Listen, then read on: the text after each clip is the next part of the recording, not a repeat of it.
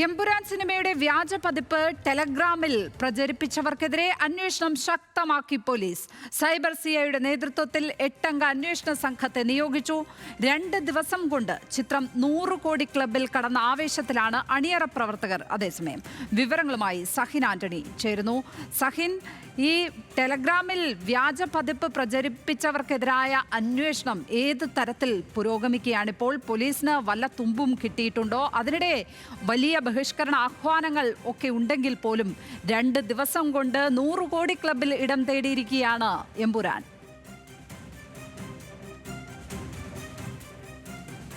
ലക്ഷ്മി, കഴിഞ്ഞ 2 ദിവസമായി ഈ ബ്രഹ്മാണ്ഡ ചിത്രമായിട്ടുള്ള എമ്പുരാന്റെ ചർച്ചകൾ മാത്രമാണ് പുരോഗമിച്ചുകൊണ്ടിരിക്കുന്നത്. ഈ ചിത്രം ഇറങ്ങുന്നതിന് മുൻപ് ചിത്രത്തിന്റെ റിലീസിംഗ് ആയിരുന്നു ആളുകളെ ആകർഷിച്ചതെങ്കിൽ ഇപ്പോൾ ആ കഥയെല്ലാം മാറിയിരിക്കുന്നു. എമ്പുരാൻ വലിയ വാദപ്രതിവാദങ്ങളിലേക്ക് കാര്യങ്ങൾ എത്തിയിരിക്കുന്നു എന്നുള്ളതാണ്. ഒരു ഭാഗത്ത് രാഷ്ട്രീയ നേതാക്കൾ തമ്മിലും രാഷ്ട്രീയ പാർട്ടികൾ തമ്മിലുമുള്ള ചർച്ചകൾ പുരോഗമിക്കുകയാണ്. മറ്റൊരു ഭാഗത്ത് പൈറസിയുമായി ബന്ധപ്പെട്ട വാർത്തകളാണ് പുറത്തു വരുന്നത്.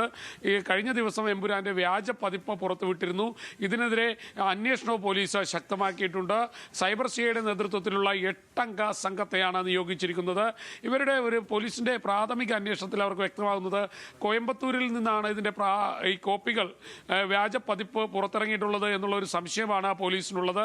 എന്തായാലും അവിടുത്തെ തിയേറ്ററുകളിൽ നിന്നാണ് ഈ എമ്പുരാന്റെ വ്യാജ പതിപ്പ് പോയിരിക്കുന്നത് എന്നുള്ള ഒരു സംശയത്തിൽ പോലീസ് അന്വേഷണം മുന്നോട്ട് പോവുകയാണ്. ഇതിനിടയിൽ തന്നെ നിർമ്മാതാക്കളും അവരുടെ സഹായവും ചെയ്തു നൽകുന്നുണ്ട്.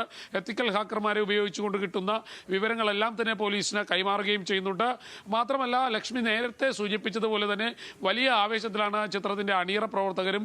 ഇപ്പോൾ പ്രീ ബുക്കിംഗ് കാര്യമായി തന്നെ എമ്പുരാൻ വർദ്ധിക്കുന്നു എന്നുള്ളതാണ്. 2 ദിവസം കൊണ്ട് ഒരു സർവ്വകാല റെക്കോർഡ് എമ്പുരാൻ നേടിക്കഴിഞ്ഞിരിക്കുന്നു. 100 കോടി ക്ലബിലേക്ക് എമ്പുരാൻ കടന്നിരിക്കുകയാണ്. അതുകൊണ്ട് തന്നെ ഇനി വലിയ രീതിയിൽ 200-300 കോടി ക്ലബിലേക്ക് കടക്കുമെന്ന പ്രതീക്ഷ അണിയറ പ്രവർത്തകർക്കുണ്ട്.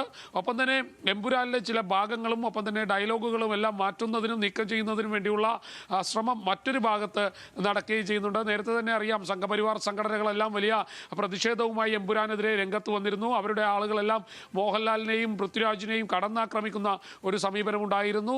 പടം ബഹിഷ്കരിക്കണമെന്നുള്ള ആഹ്വാനങ്ങളുണ്ടായിരുന്നു. ഇതിനിടയിൽ ഇടത് വലത് സംഘടനകൾ എമ്പുരാന് പിന്തുണയുമായി രംഗത്ത് വന്നിരുന്നു. അങ്ങനെ വാദപ്രതിവാദങ്ങളും ചർച്ചകളും നമ്മുടെ നാട്ടിൽ കാര്യമായി തന്നെ പുരോഗമിച്ചുകൊണ്ടിരിക്കുകയാണ്. ഇതിനിടയിലാണ് പോലീസ് അന്വേഷണവും ശക്തമായി മുന്നോട്ട് പോയിക്കൊണ്ടിരിക്കുന്നത്. എന്തായാലും എമ്പുരാൻ കാര്യമായ ചർച്ചകൾക്ക് വിധേയമാകുന്നു എന്നുള്ളതാണ് ഈ ഘട്ടത്തിൽ മനസ്സിലാക്കേണ്ടത്. ലക്ഷ്മി, സഹിൻ ആന്റണിയാണ് കൊച്ചിയിൽ നിന്നും വിവരങ്ങൾ പങ്കുവച്ചത്. ഇപ്പോൾ